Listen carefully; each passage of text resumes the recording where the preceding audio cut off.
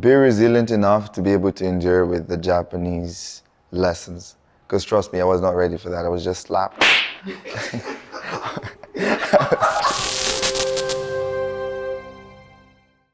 My full name is Umar Teixeira. What's your major? My major is innovation and economics. What year are you? Currently a fourth year, first semester. Oh, wow, so you're Dai Senpai, the highest level of Senpai. I'm almost there. And lastly, what country are you from? I'm from the Republic of Mozambique. So I want to show you a picture we found of around the time when you just got to Japan. If you'd like to take a look. Oh. It was at this moment that he knew. Hey man, looking at this picture, I just like, I feel nostalgic about it. And I remember how innocent, not so open-minded I was at that time. I don't know why Monica is laughing, but yeah, I was innocent at that time. If your kohai came right now and was gonna ask, I need advice, what would you tell him? What's the first thing that would come to mind that you would tell him? The first thing that come to mind would be resilient enough to be able to endure with the Japanese lessons. Because trust me, I was not ready for that. I was just slapped.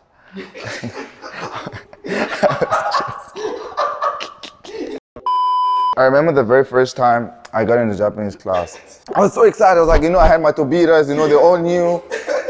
And then the first thing they said, namae o kaite kudasai. I was like, bro, I don't even know how to write my name in katakana. And then my sensei taught me how to write my name. And then everything seemed okay. I was a bit traumatized. First period, for second period, right?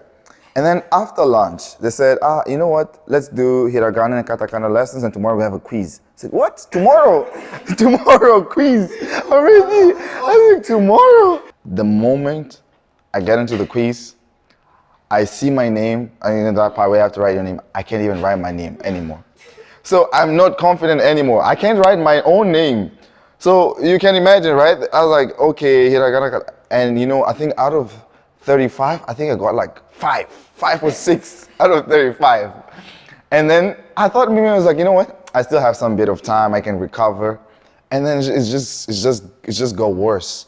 And I remember like that same week we had like kanji lessons. I said, hey, already kanji, already. I said, no, this is not possible.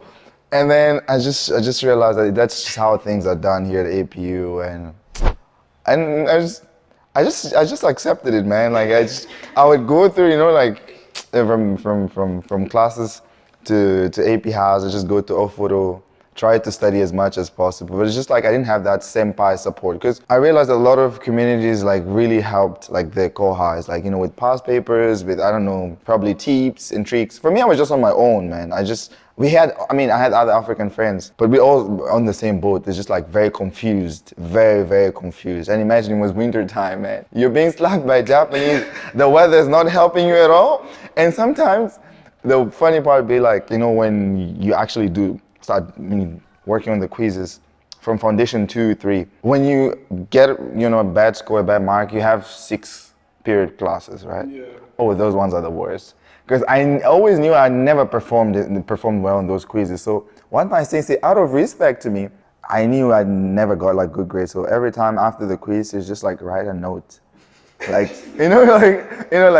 on my actual textbook, Rokugeme onegaishimasu. Yeah. So there's one week I missed the entire Rokugeme classes, and then she came to me, Mariko, Rokugeme, Jugyu arimasu yo. I was like, damn, and everybody heard that. So I was like, oh, this is the dumbest guy in class. I felt so bad, man. I'm not gonna lie to you. Before you came to Japan, what did you expect to experience but never actually did experience? I expected that Japanese would be much more fluent in English. As a matter of fact, I actually did a bit of research recently to understand what's the reason why Japanese have not been so interested in learning English. Oh, because it's really about you being intentional about it. As I said, learning occurs when you're intentional about it, right? And it's interesting because I feel like it's really trying to maintain or balance the culture with development. I even thought that I would not need Japanese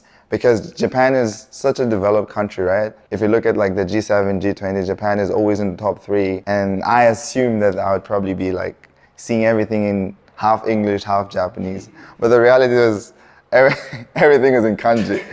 What's something you didn't expect to experience but took you completely by surprise? I never thought that I would be able to